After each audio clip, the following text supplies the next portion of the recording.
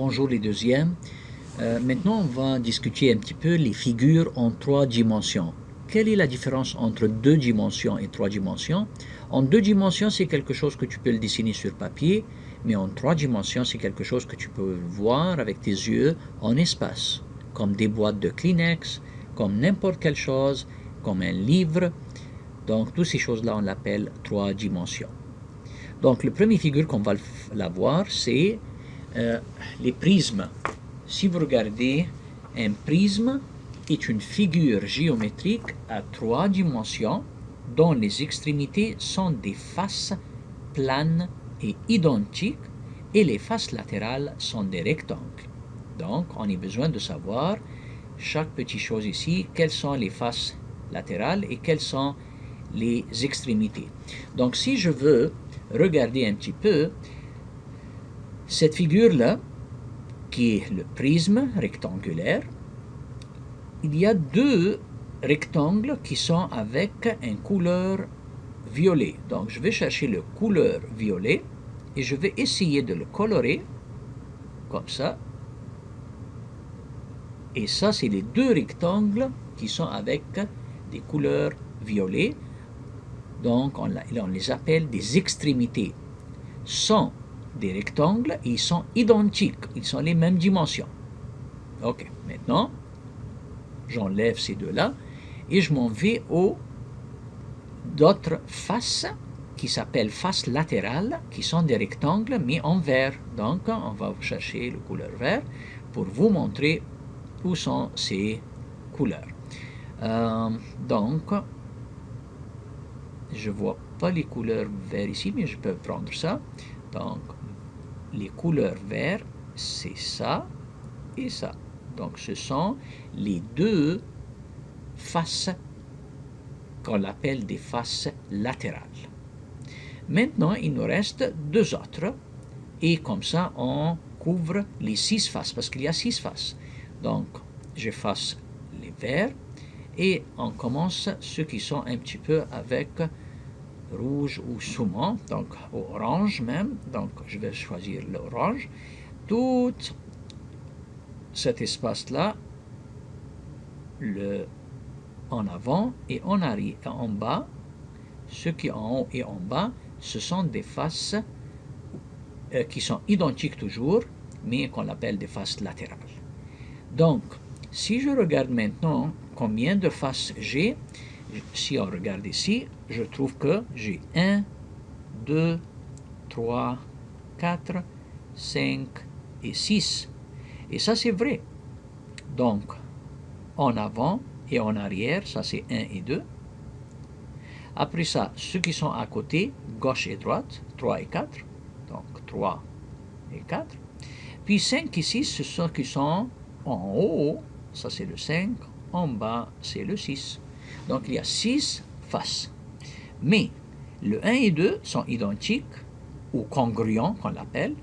3 et 4 sont identiques ou congruents. 5 et 6 sont identiques ou congruents. Donc, ça, c'est les prismes. Est-ce que les prismes sont seulement rectangulaires? Non. On peut les appeler prismes triangulaires. Pourquoi c'est triangulaire et n'est pas rectangulaire? Parce que si on regarde ici, les extrémités 1 et 2, ce sont des rectangles. Mais ici, 1 et 2, en avant et en arrière, ce sont des triangles. Donc, si je veux colorer, je peux colorer ce triangle-là et ce triangle-là. Ce sont les deux qui sont en jaune. Puisqu'ils sont des triangles, on appelle prisme triangulaire. Donc, j'enlève ça. Maintenant, il nous reste quoi? Il nous reste les 3 autres faces. Ceux qui est à gauche, ceux qui est à droite et ceux qui est en bas. Donc,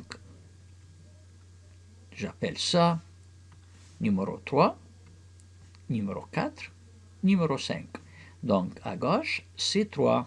À droite, c'est 4. En bas, c'est 5. Ils sont tous des rectangles. Donc, deux triangles qui sont congruents, c'est pour cela que j'appelle prisme triangulaire. Et des 3 faces qui sont des rectangles, ce sont des faces latérales. Donc, ça, c'est les prismes. Maintenant, on va aller à regarder à quelque chose qui est différent. Ce qui est différent, c'est les pyramides. Une pyramide est une figure géométrique à 3 dimensions, donc on peut le voir dans l'espace, dont les faces latérales sont des triangles. Donc si je regarde ici, toutes les faces latérales, ce sont des triangles. Ces faces-là se rencontrent en un point qui forme un sommet qu'on l'appelle apex. Donc je veux le colorer, peut-être en jaune, cet sommet-là. Cet sommet-là, on l'appelle apex.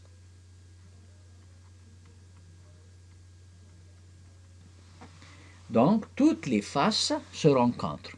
Maintenant, on va regarder un petit peu les couleurs.